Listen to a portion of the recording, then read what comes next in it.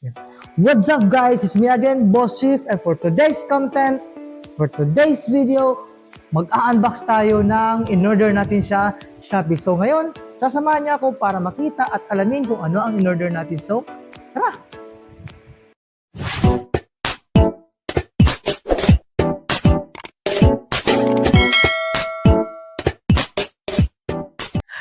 Okay guys, ito na nga. Sa pagdating sa photography, kasi ay syempre mga newbie lang tayo at hindi naman tayo talagang professional photographer, pero nandun po yung eagerness para makaka-capture tayo ng magagandang mga images, and also sa videography, kailangan dapat ay may mga magagamit ka. And for the newbies, o para sa mga baguhan dyan, gaya ko, ito pang in-order ko. I am using a cellular phone para sa pag-capture ng mga images and videos para sa mga events, and such as yung mga nakaraan lang ay yung palarong panlalawigan na ginanap dito sa Camarines Norte. And for now, nag-order tayo sa Shopee at ito ang in-order natin. Okay.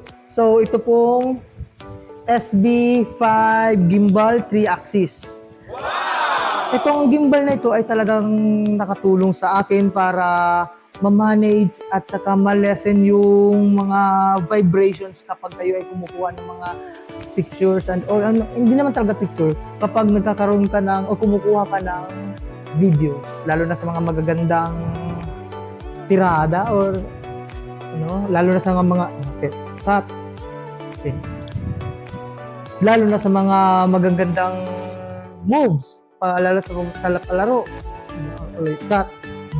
lalo na sa mga magagandang moves na kailangan dapat exactly makuha mo yung mga events na yun na ganun.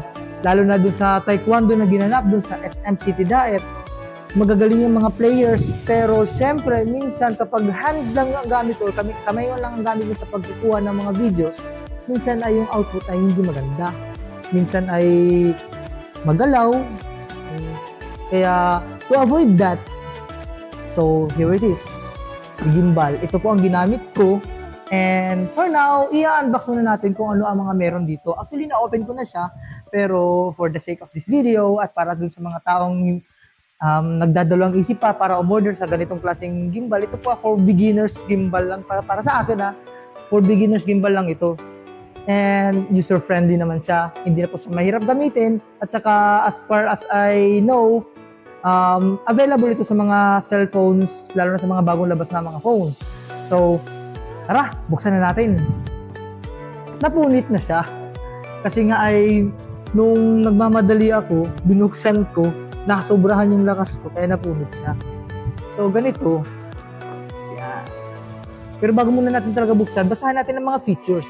Ang features na ito ay meron pa siyang horizontal ang portrait mode, pwede siyang patayo at pahiga sa pagka-capture ng video, and also meron siyang panorama. Kung makikita natin dito, meron siyang panorama. And face tracking, ito maganda dito. Meron siyang face tracking. Magpe-press ka lang ng button o dun sa screen niyo, kung touchscreen man yan, and then magkakaroon po ng selection. Pindutin nyo lang yun, and then select the face. Actually, may 2 modes yan, no? Mamaya papakita natin yung mga 2 modes na yan. Yung 2 modes na yan, the first mode is yung face tracking mismo ng isang tao, at saka yung pangalawang mode is yung object. At ikaw mismo magsaselect ng object na yun para mag-track ang device mo. Okay. And also, meron po itong adjustable arm. Umiikot po siya. 3-axis, meaning to say, meron siya left and right, up and down, at saka may parang panning, zone panning. Parang ganun yung natatawag nila sa panning. And also, medyo matagal lang time. Up to 12-hour runtime. So, nung last time na ginamit ko ito, para to make sure na talagang maayos talaga siya, umabot siya na isang buong maghapon. Naka-open lang siya habang ako ay naghihintay na mag-capture. Sobra pa sa 12 hours. Kasi ginagamit ko talaga siya. And para matest na rin, kung sakaling talagang baka mamaya ma-scam na naman tayo, pero actually maganda. And also, may manual zooming. Itong gimbal na ito ay meron po siyang manual zooming. Meaning to say, hindi mo kailangan gumamit ng phone directly para mag-zoom in or zoom out, kasi meron po siyang part sa gimbal na kapag inikot mo siya ay mag-zoom po siya ng kusa. And lastly, for the real-time charging, dito, ang ikinagaganda po nito ay kapag once na lobat ng cellphone mo, yung gimbal pwede mong maging power bank. Yes, you heard it right, magiging power bank siya once na malapit na malobat ang cellphone mo. Okay, so ano po ang meron po dito? By the way, lahat ng mga features na ito ay makukuha at magagamit mo lang once na updated po or makabago po ang chipset ng cellphone na gagamitin mo. Sa manual, makikita po natin kung ano mga klaseng cellular phones na mga bagong labas ang applicable po dito. Anyway, kung hindi mo na magamit ang mga features na ito, yung manual video mismo ng cellular phone mo ay pwedeng gamitin mo na yun. Okay na yun, goods na yun. So, pwedeng hindi, pwedeng okay, pwedeng hindi. Depende sa'yo. Pero para sa akin, both. Since ang cellphone natin ay nagagamit natin, yung application, na-enjoy ko siya. May downside at saka may good side. Na po. And now, dito sa gimbal na ito, mayroon po siyang balance gimbal before turn on. Nagbabalance po siya. And panel control, papakita natin yan. And yung shutter button, meron din yan.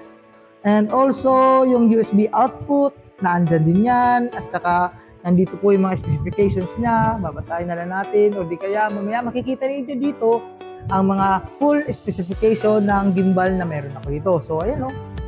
Yan o, makikita natin. May pitch angle 330 degrees, pan angle 330 degrees, and roll angle 180 degrees, payload wise 75 to 250 grams. Actually, nasubukan ko ito na medyo mataas at medyo mabigat. Kaya ang nangyari niyan, ang motor ng gimbal ay parang hirap na hirap. Hindi siya nakakaangat. Kaya dapat stick ka lang dun. No? Kasi baka mamaya, bumili ka ng ganito, tapos kakabitan mo ng DSLR, ay madi-disappoint ka lang. No? Kasi ito po ay nakadesign sa mga cellular phone na mga magagaan. And para saan to pwedeng gamitin? Pwede sa mga off-road scenes, or di kaya mga outdoor games. And for the wedding, talagang hindi ka magsisisi dito. And games, and also mga memories from your loved ones, and for traveling, makikita mo natin. So ngayon, bubuksan na natin kung ano ang meron dito sa loob at kung ano talaga ang pinaka-itsura niya. So ngayon, titingnan na natin at bubuksan na natin kung ano talaga ang pinaka-itsura niya sa totoong buhay. So, eto na. Eto na. Eto na. Joke lang. Ayun. Pag binuksan na natin siya, nalaglag. Dito po, no? Papalik natin dito. Ito, hindi po siya nakalagay dito sa loob. Nandito dito sa ilalim nakalagay. No? Nalaglag na. Nakalagay siya dito sa pinakailalim kasi wala po siyang part dito sa loob ng box na pwedeng paglagyan nitong tripod. No? So kaya nakahiwalay siya. Pero thankfully na free po ito, no? So ito po ang user manuals niya, no? Sa user manual ay merong Chinese ata ito, Chinese languages or characters, and also meron din English. Siyempre, dun tayo sa English at para maintindihan natin, hindi natin maintindihan yung Chinese characters na nakalagay dito. Okay, before, kanina tinatanong natin kung ano mga phones o cellular phones ang pwede dito. Ito po ang pinaka-importante. Basahin po natin ito. Gimbal Pro, o ito nga, requires iOS kung nagamit po kayo ng Apple, iOS 12 system and above, or Android 8.0 system or above. So ngayon, yung mga lumang modelo ng mga cellular phone ay hindi mo magagamit itong application na ito. So, kailangan dapat yung mga cellphone natin na ginagamit sa pagka-capture ay yung updated or yung latest para magamit or ma-enjoy mo naman yung application na gagamitin mo dito sa device na ito. So, ito na nga, magbubukas na tayo. Once na-open po natin, kumpleto po yan. Meron po siyang charging cables. Comes with hindi siya Type-C. Ito po ay micro USB. Ano po? Micro USB at saka yung head po ay nasa USB type. At wala po siyang head na ginagamit natin kapag tayo nagcha-charge. Usually, sa mga bagong mga devices ngayon na nabibili natin, kahit sa mga cellular phones, kadalasan ay wala na pong head. No? Okay, so ito na. Ito natin. Ayan. Ang tigas. Dandahanin natin. Baka masira. Yun. So makikita nito may tali na. Actually, nakalabas itong taling ito. Ako na lang ang nagkabit. No. Para ito sa safetyness ng ating device, kapag kayo ay kumukuha, dapat nakalagay dito sa kamay mo para maiwasan naman na baka bigla kang magulat at bigla kang malaglag, masira ka agad bagong bili, magsisisi ka. Yan, yung laki lang ng kamay ko eh. So yun na nga, tatabi muna natin to. Tsaka ito. So ito mga features po niya. Kung makikita po natin, umiikot po siya. Yan, no, 300, hindi po siya 360 degrees. Ang nakalagay dun sa manual ay 330 degrees ang ikot po niya. And may lock po dito. Pagdating ko dito sa, yan, medyo na-click siya, naglalak. Kaya, yan, pwede nang itataas, ibaba, and then meron pang kaliwa at kanan. And also, meron pang ganito. Ito mismong pangatlo, kaya nga 3 axis, yung pangatlo, umiikot din yan. Left and right. And then, up and down, and then also may paikot sa rotation. Ano po? Kaya yan, maganda talaga siya. And masusubukan natin kung talagang worth it ba yung binili natin na gimbal para sa ating pag-capture ng mga videos for memories. So, now, the parts. Ano ang makikita natin dito? Okay. First, may makikita po tayo dito na, magsimula tayo dito sa pinakataas. Meron po siya ditong ikutan. And then yung cellphone holder. Itong cellphone holder ay kapag naglagay kayo ng cellular phone ay yan ay naka-portrait mode. Kuha tayo ng phone.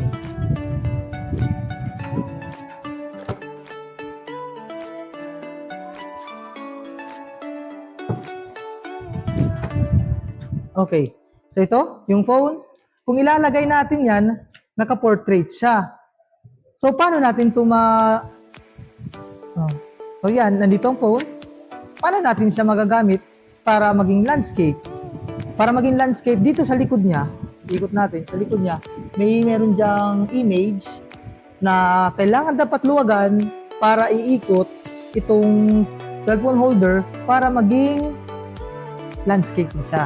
Okay, paano? Yung usual na pag nag-open po tayo, yung ganyan. Medyo mahigpit lang, ganyan. Then kapag nagluwag po yan, huwag niyong tanggalin kasi hindi yung matatanggal. Luluwag lang yan and then iikot mo siya and then higpit. Ayan na. Meron ka ng for landscape. Ang for portrait naman, luwagan mo ulit. Tapos, higpit. Okay na. And then, para may lagang cellphone, hindi na ito bago. Yan, buksan mo lang yan, ng dalawang kamay, at pwede naman isang kamay kung kaya, pero dapat hawakan mo siya para hindi naman masira. Kasi medyo malakas ang pagka-grip. Tama lang naman na mas malakas ang pag-grip niya. Okay, diyan po ilalagay ang cellular phone. Next na part is, kung makikita mo itong bilog na ito, again, another bilog, naluluwagan yan at nahihigpitan. At para saan naman ito? Ito, nakikita niyo itong symbol? Okay, that's right. Ang symbol na ito ay nagpapakita kung ito po ay papahabain mo siya or papaiksian itong arm. Okay, paano? Bubuksan mo yan. I know, hindi naman talaga bubuksan. Parang unlock. And then, maiksi siya. Para mag-balance ang cellular phone na gagamitin ninyo, ikutin mo siya. Tigas. Tigas. Yan. Tigas na. Iikutin mo siya, and then kapag maluwag na, huwag mong tanggalin, i-extend mo siya, and then higpitan mo. Para hindi naman mag-loosen yung cellular, yung gamit mo, yung arm nito. Yan. So yan. Ang problema lang, medyo tatama na siya dito. Pero wala namang problema kasi nga kapag binuksan mo naman siya, nakaganyan ang gimbal. Parang naka 90 degrees angle po siya. Okay, yan. Now, sa lower part naman, dito, meron tayong makikita mga icons and also joystick. So, itong joystick na ito, kung makikita natin, meron siyang up, down, left, and right, at saka pwede mo siyang paikot. Joystick na siya ng paikot na parang hindi ka talaga mahihirapan sa pag-maneuver ng itong gimbal mo. And dito, sa mga parts na ito, nandito po yung battery icon at dito magsasabi, merong tatlong ilaw. Yung battery icon may letter H M and L. H stands for high battery, mataas pa ang battery niya. M for medium battery, and L for the low battery. Ito. And then, may icon din siya dito sa gitna. Dito, sa taas ng joystick na ito, mayroon po siyang icon dito. Yan. Meron tayong pen. Kung makikita natin, itong icon na ito po yung sa battery. Itong namang nasa gitna, sa taas ng joystick, ito yung joystick. Sa taas nito, yan po ang mag-i-indicate kung ikaw ay nakakonect sa Bluetooth. So, dapat tandaan, kapag kayo ay gagamit po ng gimbal, make sure na naka-open din ang Bluetooth ng inyong cellular phone para naman pag nag-connect, walang problema. So yun guys, titestingin na natin. No? Mamaya titestingin natin, hindi pa tayo tapos. So yun na nga, yung mga 3 modes na yun, and then going to the lower part, meron po tayong parang pabilog. Ito ang joystick, itong bilog na ito, yan po ang yung bilog na yan po ang pag-set ng zoom in or zoom out. Iikot mo lang yan, left and right, pero take note. Gagana lang itong zoom in, zoom out, gamit po ang gimbal once na nakagamit ka ng application na applicable dito. Yung application po, ano ba ang application nito? Gimbal GoPro 2. Kadalasan na ginagamit nila, so makikita nyo, ito po yung application na ginamit dyan. And yung application na yan, lalabas po yan dito sa mga manual para makita natin, and naka-QR code siya para hindi na mahirap pagparatype. Yan o, yan. Kung makikita natin, i-scan mo lang yan and then it will go directly to the application para ma-download mo. And then, meron pa, paano mag-open? Kasi parang marami na akong sinasabi, hindi pa ito na-open at wala pa akong sinasabi kung saan ang on and off button. Ang on and off ay naandito sa gitna. Yan, long press. And then iilaw po yan, gagalaw po yan, and then as much as possible, wag niyong i-open ito nang hindi nakakabit ang phone kasi nagkakaroon po ng jitter, parang kumbaga ay nagva-vibrate siya. Kumbaga sa tao ay parang hindi alam kung anong gagawin. So yun na nga. And then, paano mag-charge? Dito po sa gilid niya, mayroon po siyang micro USB port at dyan po natin ikakabit ang ating USB cable. And then, maghanap ka po ng ulo niyan para isasak natin sa outlet and then mag-charge po siya. And then, sa likod naman, itong button na ito, yan po yung trigger. Hindi po yung gatilyo ng baril. Parang gano'n lang style niya. Pero trigger shot po yan. Yung trigger shot na yan po ay magsasabi kung kailangan kong i-capture ito or hindi. Bawa, may picture. Gusto mong picturean. I-click mo lang yan, makaka-capture siya. The downside naman nito is delayed. Yun lang ang hindi maganda. So, much better pa rin siguro kapag kayo ay magkukuha ng picture, gamitin mo yung cellphone, yung sarili niyang click button para mag-capture ng gusto, para makuha yung gusto mong time o naka-timing siya. Kasi dito delayed siya. Kasi nga idadaan siya sa Bluetooth para mag-function. And dito, sa taas ng trigger button, mayroon siya dito parang bukasan. Yan. Yan. USB port. Ito po, dito natin ikakabit po yung port na ito. Sa port na ito, dito natin ikakabit sa port na ito. Kapag lowbat na ang cellphone mo, then ikakabit mo yung charger dyan para mag-charge naman ang cellphone mo. Ito ay magiging power bank. So, yun na. Okay na. So, ano na ba? Ito, ang tripod. Sa ilalim nito, may butas. At ito naman yung parang screw niya. Iikot mo lang yan. And then, there you have it. You have your own tripod. And then, you will start vlogging. And then, gagawa ka na ng video. So, yun po mangyari. Kanina pala, binanggit ko yung 3 modes. So, try natin buksan. At ipapakita natin ang mga modes na yun kung paano mag-select ng mode.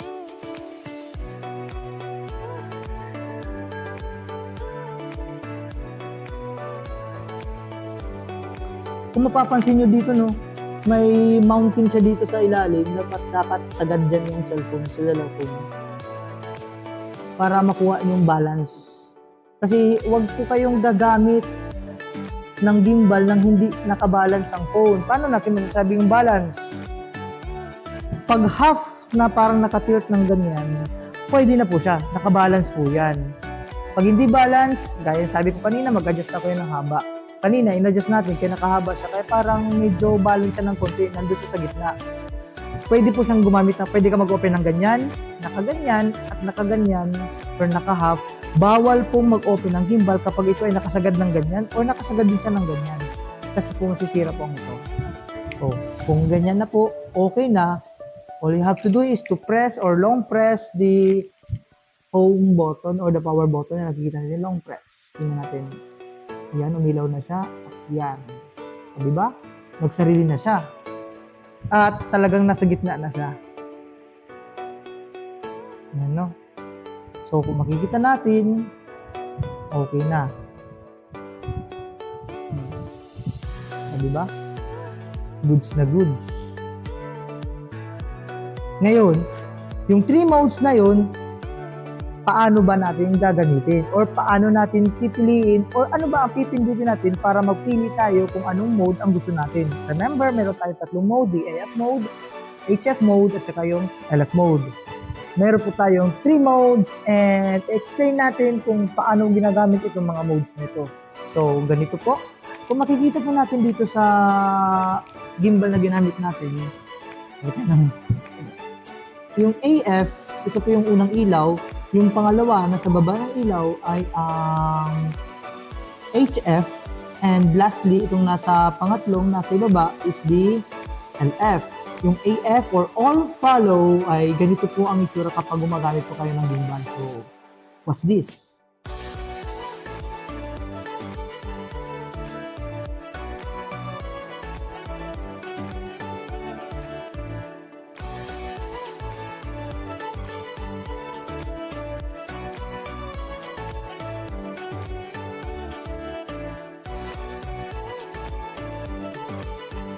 So yun na nga, nakita natin, yan po ang all follow. And paano naman yung HF or half follow?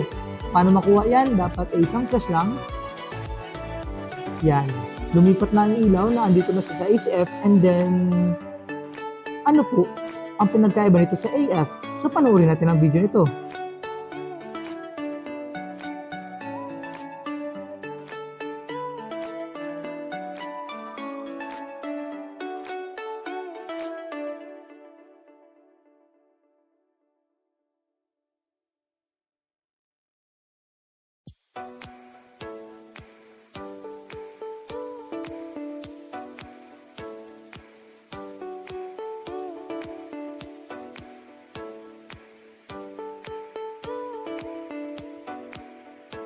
So yun na nga, di ba? Yun ang pinagkaiba ng dalawa. And for the third mode, ito po. I-donate natin ulit ito. Ayan na. Nandito na siya sa pangatlo. O yung LF or the lock follow or lock mode. Ilalak niya lahat at ito po ang kanyang mode. Watch this.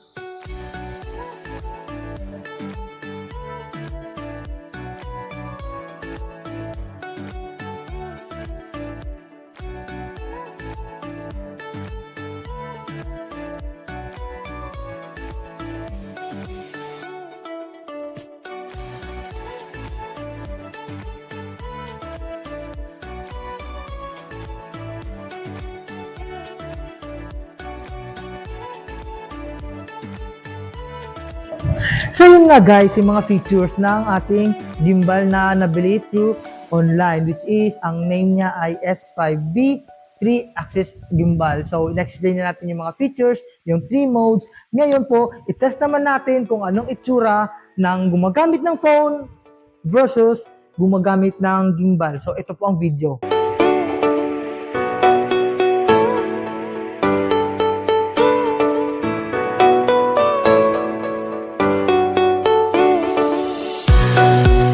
So yun nga guys, nakita natin na pinagkaiba ng dalawa. Yung handheld muna, yung ginamit ko, yung kamay ko lang. And then, yung isa naman ay gumamit ng gimbal. So, nakikita natin na pinagkaiba ng dalawa. Yung isa ay medyo magalaw or medyo shaky ng konti. And The other one is gumamit tayo ng gimbal, medyo talagang stabilized talaga siya. And it is very good for video editing. So, again, thank you so much for watching and I hope you have learned a lot from this video and sana ay don't forget to subscribe. Yeah. Again, see you soon for more unboxing stories and also for the traveling and also for the traveling vlog kung meron pa makakapag-travel. Sana, hopefully, magkaroon tayo ng travel vlogs. Okay. So, again, thank you. See you soon.